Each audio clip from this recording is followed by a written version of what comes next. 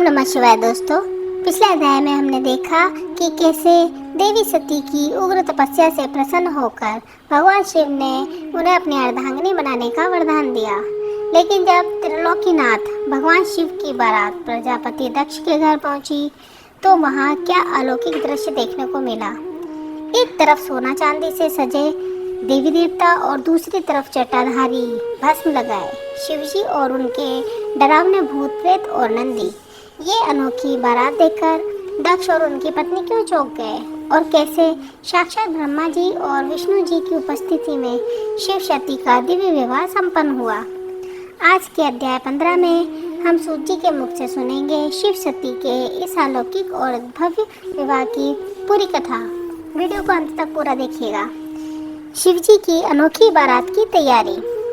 सूत जी ऋषियों को बताते हैं कि हे मुनियों, जब विवाह का शुभ मुहूर्त निकट आया तब ब्रह्मा जी, भगवान विष्णु, इंद्र और समस्त देवता दिव्य वस्त्र आभूषण पहनकर कैलाश पर्वत पर एकत्रित हुए।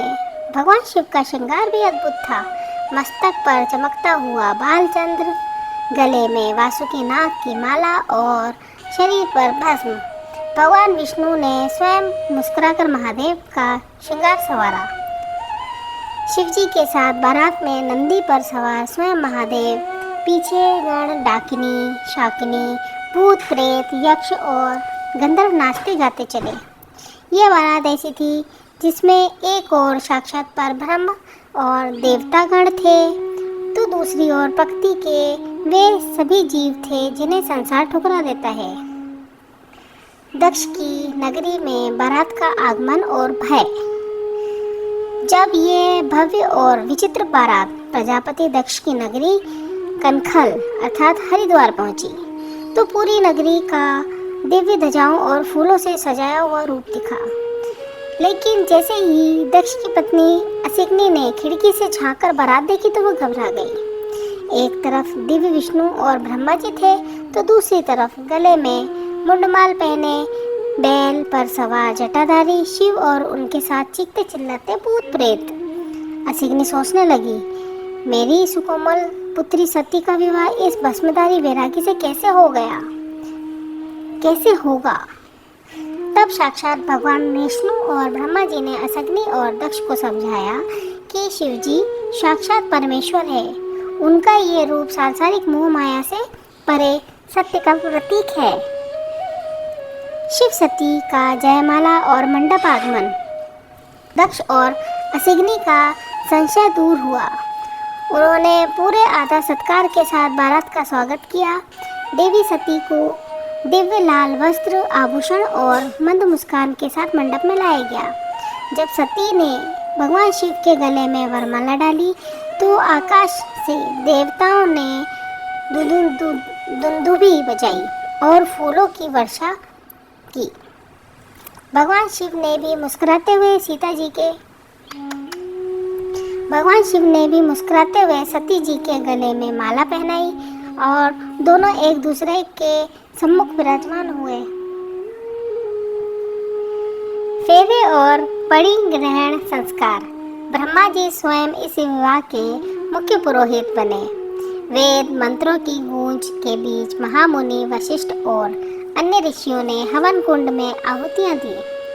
भगवान शिव और देवी सती ने अग्नि देवता को साक्षी मानकर सप्तपदी लिए अर्थात फेरे लिए, 7 फेरे।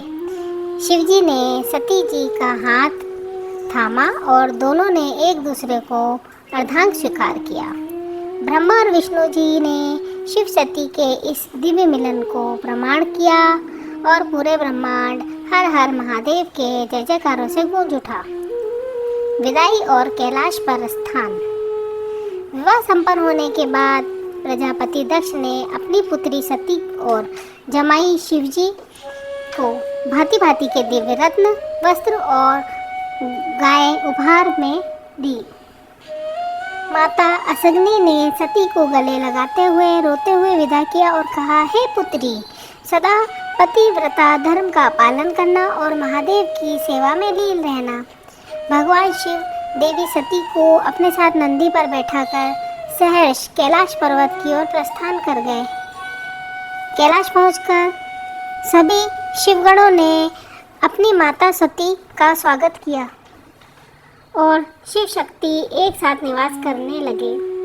सूत जी कहते हैं, हे ऋषियों, शिव सती का ये विवाह केवल दो शरीरों का मिलन नहीं बल्कि पुरुष और प्रकृति का अलौकिक मिलन है। जो मनुष्य शिव सती विवाह की इस कथा को सुनता है उसके गृहस्थ जीवन में सदा सुख, प्रेम और शांति बनी रहती है। दोस्तों, ये थी शिव महापुराण के 15वें अध्याय की वो आनंदमय और पावन कथा जिसने शिव सती के विवाह का उत्सव रचाया। लेकिन इस परम आनंद के बाद आगे ऐसा क्या हुआ कि प्रजापति दक्ष का अहंकार फिर से जाग उठा? कैसे भगवान शिव से उनका भयंकर वैर शुरू हुआ जिसके आगे चल के सती के यज्ञदहा की भयानक घटना का जन्म हुआ। अगले अध्याय 16 में हम जानेंगे प्रयाग के महायज्ञ में दक्ष का अपमान और शिवजी से वैर की शुरुआत। कथा पसंद आई हो तो वीडियो को लाइक करें, शेयर करें, सब्सक्राइब करें, कमेंट में पूरे भाव से लिखें हर हर महादेव। तो दोस्तों, मिलते हैं अगले वीडियो में, तब तक के लिए श्री शिवाय नमस्तुभ्यम।